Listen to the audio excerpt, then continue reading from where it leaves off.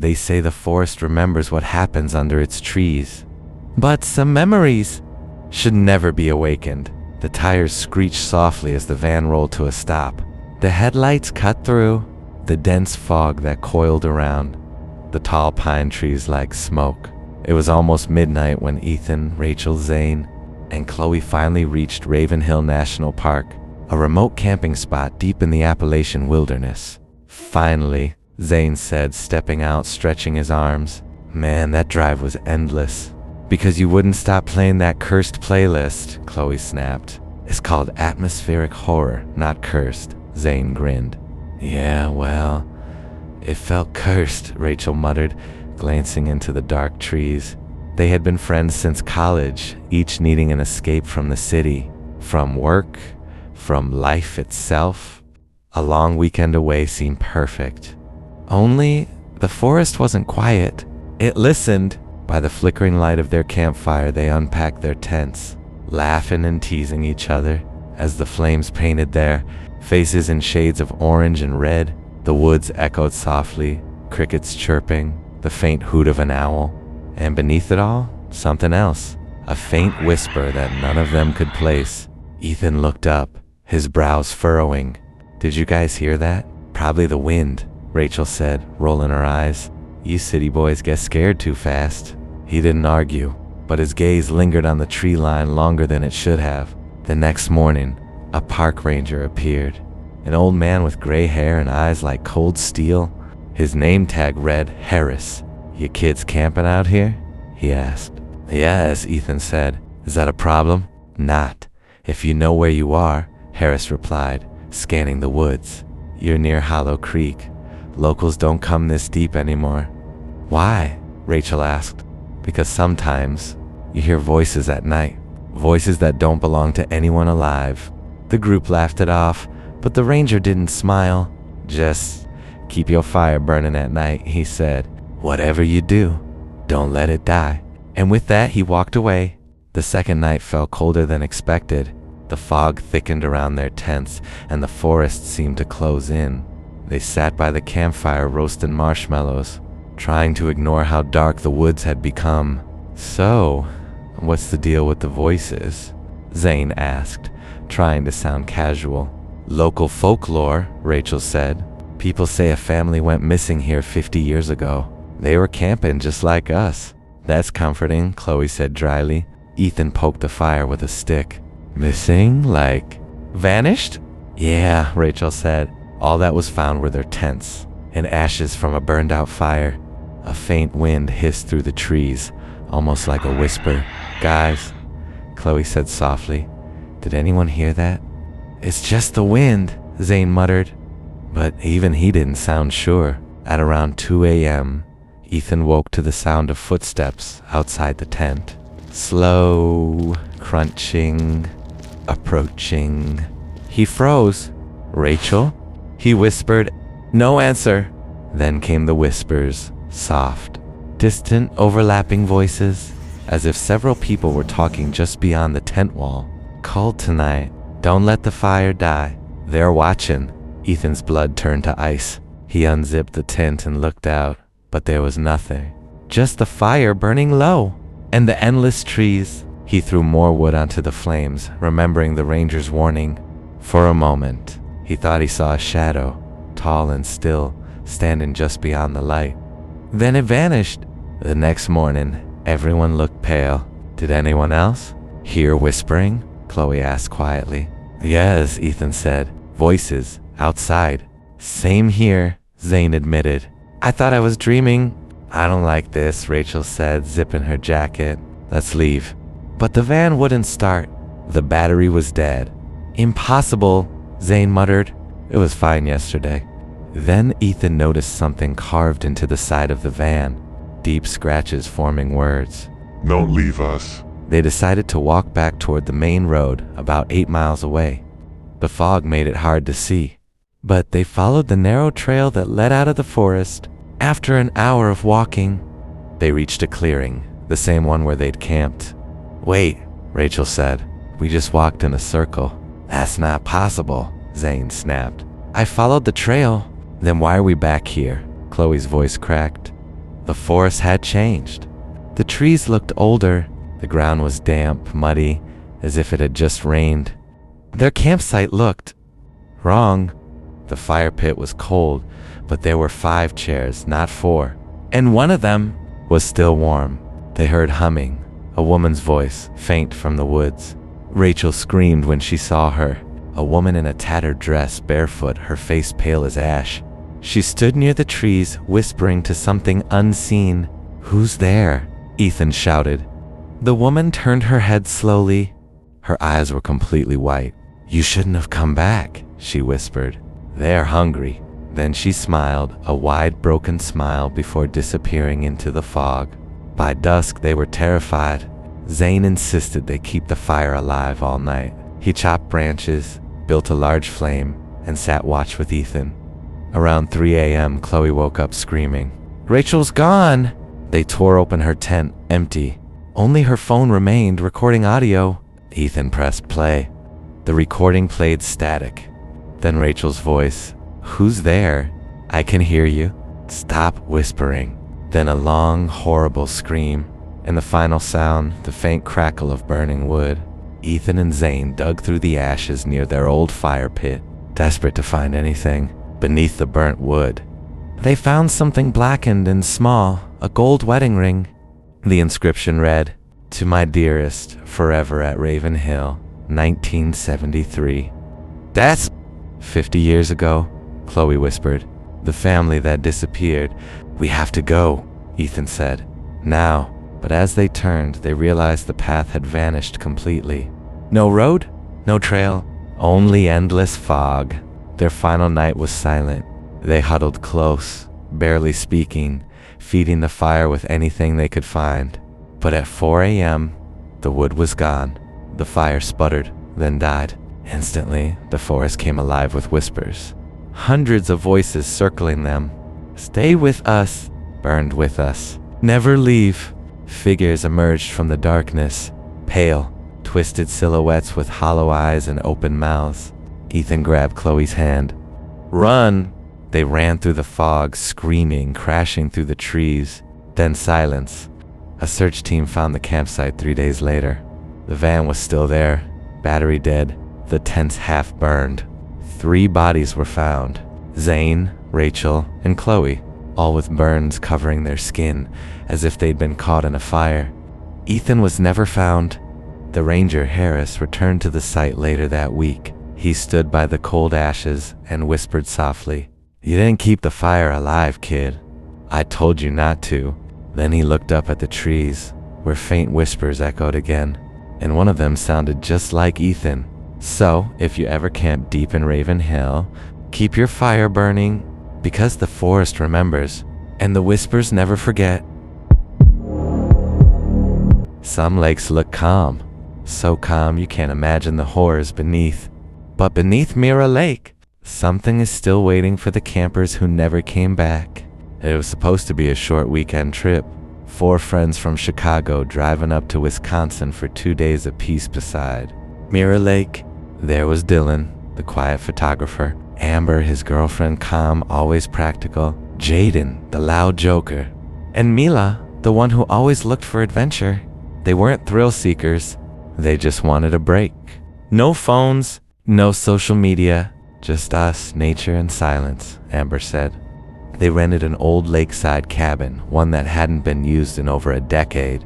The owner, an old man named Earl, told them it had been part of a summer camp that closed down in 1998 after an accident. But he didn't say what kind. When they reached the cabin, the lake was like glass, still, perfect, and reflecting the trees and sky so clearly it almost looked fake. Jaden stood at the edge and threw a rock into it. It didn't make a splash. "That's weird," he muttered. "It's like the water swallowed it." They unpacked, lit the fire, and spent the evening laughing, cooking, and drinking. Everything felt fine until midnight. The wind picked up, the forest grew quiet, and from the direction of the lake came a faint splash. Amber woke up around 2:30 a.m. She could hear water lapping against the dock outside. When she looked through the cabin window, she saw a figure standing at the edge of the lake, still, not moving. Dylan? She whispered, stepping out. The cold air stung her face. The figure was gone, but something else caught her eye. Wet footprints leading up the dock toward the cabin door. She followed them until they stopped halfway. No sign of anyone. She returned inside, locking the door, whispering to herself, "It's just your imagination." The next morning, Dylan found something strange. His camera, the one he'd left on the table, had taken dozens of photos overnight. Every photo showed the same thing: the dock, the lake, and in one of them, a child's face, half submerged in the water, staring at the camera. "What the hell is this?"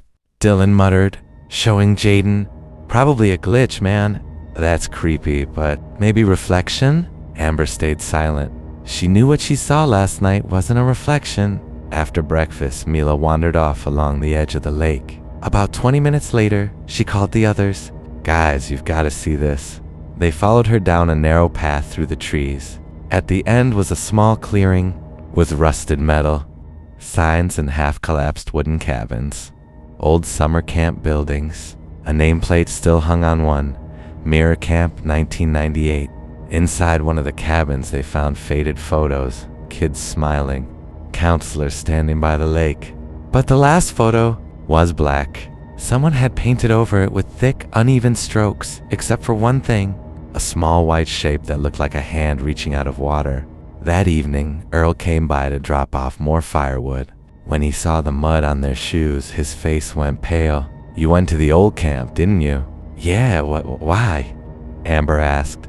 "That place should have stayed buried." He hesitated before continuing. "In 1998, a storm hit that camp. A flash flood came out of nowhere. The lake rose 20 feet overnight. A cabin collapsed. 6 kids drowned before anyone could reach them. Their bodies were never found. After that, the lake was never the same." He looked at Dylan. "If you hear voices near the water after midnight, don't answer." Then he left. That night, no one slept. They heard it, faint laughter coming from the lake. Children's laughter.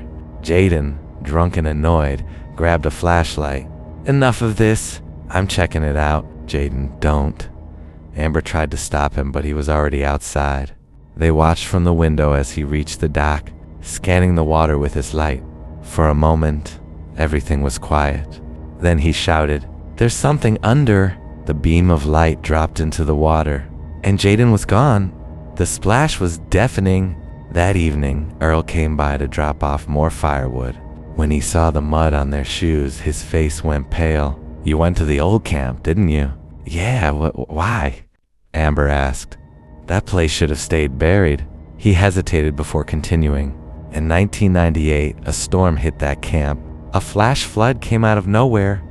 The lake rose 20 feet overnight. A cabin collapsed. 6 kids drowned before anyone could reach them. Their bodies were never found. After that, the lake was never the same." He looked at Dylan. "If you hear voices near the water after midnight, don't answer." Then he left. That night, no one slept. They heard it, faint laughter coming from the lake. Children's laughter. Jaden, drunk and annoyed, grabbed a flashlight. "Enough of this. I'm checking it out." "Jaden, don't." Amber tried to stop him, but he was already outside.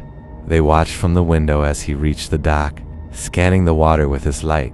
For a moment, everything was quiet. Then he shouted, "There's something under." The beam of light dropped into the water, and Jaden was gone. The splash was deafening. They searched the edge of the lake until sunrise. No trace, no bubbles, no body. The water was perfectly still again, as if nothing had happened. "We have to go," Amber said. "We can't," Dylan whispered. "The car's gone." The car was exactly where they'd parked it. But when Dylan tried to start it, the engine didn't make a sound. Even the battery light didn't turn on. The entire car was dead. Mila began crying. "We have to call someone." "No signal," Dylan said. "No power." That night they locked the doors, boarded the windows, and kept the fireplace burning. Dylan checked his camera again. More photos had appeared. One showed Jaden standing waist deep in the lake, smiling. Another showed Amber, sleeping, the picture clearly taken inside the cabin. The final one showed 3 figures standing at the edge of the water. The fourth, Jaden, was in the middle of them, holding a child's hand. Dylan threw the camera into the fire. It melted instantly, but the photos remained visible on the memory card. Around midnight, Mila started hearing knocking on the cabin walls. Soft, rhythmic, like small hands tapping. Then came voices, faint, echoing from outside. "Come play with us. It's warm down here." Amber screamed when she saw tiny wet footprints appear across the floor. They led to the fireplace and stopped.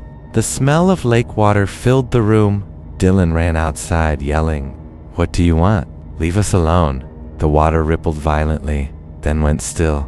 From the center of the lake, a small hand broke the surface. Then another, then dozens. Children, pale, waterlogged, rising, reaching, whispering. Amber grabbed Dylan and screamed, "Get inside!" But he couldn't move. The reflection of the lake, it showed something else.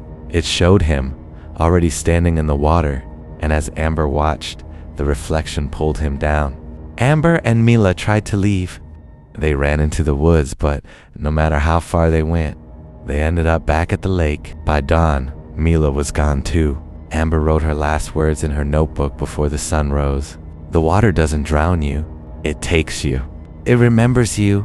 If anyone finds this, never come to Mirror Lake." A week later, park rangers found the cabin. The fire was still smoldering. They found one body, Amber, lying near the dock. Her skin pale, her hair soaked in lake water. Next to her was her notebook, half burned but still legible. The photos from Dylan's camera were later recovered from the ashes. In one of the last pictures, 4 friends stood together smiling before sunset, but reflected in the lake below them were 8 faces. They say on still nights when the lake is silent, you can see them beneath the water, the campers, the children, and the 4 who joined them. And if you ever throw a stone into Mirror Lake and it doesn't make a splash, run, because it means the water's already waiting for you. This audio was found on a memory card recovered near Devil's Hollow National Forest in Oregon. It belonged to a missing hiker named Logan West. These are his final recordings. Log 1DAY1, 10:22 a.m. Sound of engine stopping, car door opening, birds chirping faintly. Alright, this is Logan West, day 1. I finally made it to Devil's Hollow. I've got enough food for a week, a tent, solar charger, everything. No reception out here, perfect. This is gonna be peaceful. He laughed softly. If anyone finds this, I guess I just needed to disappear for a while. No phone, no noise, no people. Zipping sound, tent being opened. See you in a week, world. Log 2, day 2, 8:10 p.m. It rained this afternoon. The trail washed out a bit, but this place, it's beautiful. I've never seen stars this bright. Long pause. The sound of fire crackling faintly. Although, I swear I heard someone whistling earlier. Maybe a hiker nearby? Didn't sound close, but it echoed weirdly. He laughs nervously. Anyway, signing off for tonight. Log 3, day 3, 11:46 p.m. Wind blowing. Distant sound of a whistle.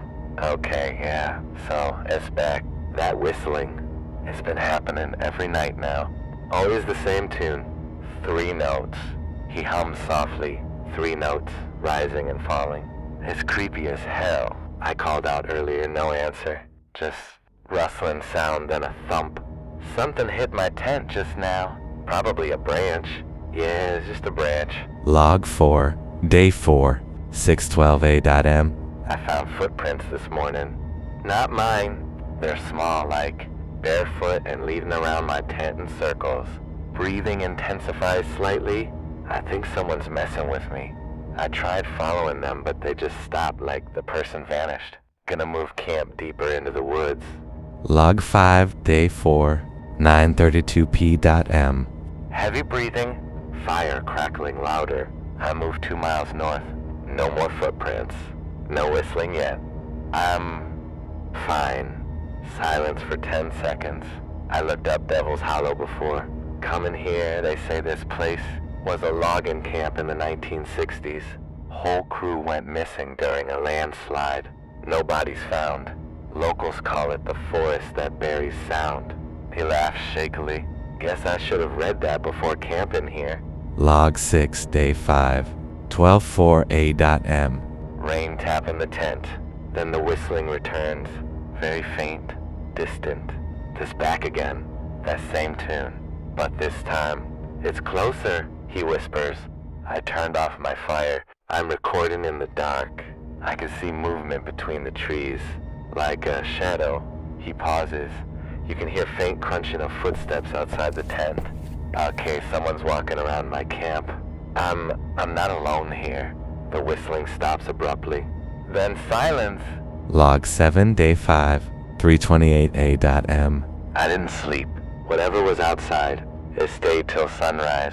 I kept hearing breathing, like someone crouched next to my tent. He exhales shakily. I'm hiking out today. Screw this. Log 8, Day 5, 5:42p.m. Sound of leaves crunching, walking through the woods. I tried leaving. The trail markers are gone. Completely. I swear I followed the same route I came in. But it just loops back to this same clearing. I'm recording so someone can find this. He stops walking. There's a tree here. It has my name carved on it. L-O-J-N. I didn't do that. Log 9, Day 6, 8:09 a.m. No sleep. The whistling never stopped. It keeps circling my camp. I threw rocks, shouted nothing. Static burst into the recording for several seconds. I started hearing my own voice whispering from the woods, saying my name. I think I'm losing it. He starts crying quietly. If anyone finds this, please tell my sister I didn't run away. I was here. Log 10, Day 6, 11:57 p.m. Fire crackling faintly, wind howling, then that whistle again. It's here again. But now it's all around me, like it's everywhere. I see shapes moving, they look like people. Faces, pale, watching. He begins breathing faster. There's one standing right outside the tent. I can see its shadow. Zipper noise. He opens the tent slightly. Oh God. Static. A faint scream. Then silence. Log 11, Day 7, 4:14 a.m. The voice is quieter, distorted. I woke up somewhere else. My tent's gone. My bag's gone. I think I'm still in Devil's Hollow, but the forest looks different. The trees are older. The air is heavy, soft humming, the same 3-note tune. It's daylight, but the sun won't rise. It's just gray. I can see people between the trees, all barefoot, all whispering. He whispers back, "Who are you?" A faint, childlike voice answers in the background. We stayed too long. Log 12, Day 7, 5:58p.m. I tried to climb a hill to see where I am, but every direction leads back here. Same clearing, same tree. My name's carved deeper now. He starts sobbing softly. It's like the forest knows me. It's writing me into itself. Silence for a few seconds. The ground feels warm, like something's breathing under it. Log 13, Day 8, 12:03a.m. Recording starts abruptly with heavy breathing and running. They're chasing me. I can hear the whistling behind me. It's coming from every direction. They're not people. They're wrong. He trips, gasps. There's something huge in the dark, moving between the trees. It's humming the same tune. He screams. Static bursts violently. Log 14, final recording. Unknown time. Faint breathing. The sound of dripping water. I'm inside something. I can't move. It's like roots are holding me. Long pause. Voice quieter. The forest. It doesn't let you leave. It just keeps you. A whisper. Dozens of voices overlapping faintly. Stay. Final faint whistle. Recording ends. Logan West's body was never found. Search teams discovered his tent, camera, and a single voice recorder, half buried beneath a rotting tree near the center of Devil's Hollow. On the same tree, the word Logan had been carved hundreds of times, each one deeper than the last. Some campers claim that if you enter Devil's Hollow after sunset, you can still hear the whistle. 3 notes fading through the trees, and if you ever hear someone calling your name from the dark, don't answer, because the forest already knows you. You've already stepped too far into the dark. Subscribe, and let the shadows whisper their next truth directly into your ear.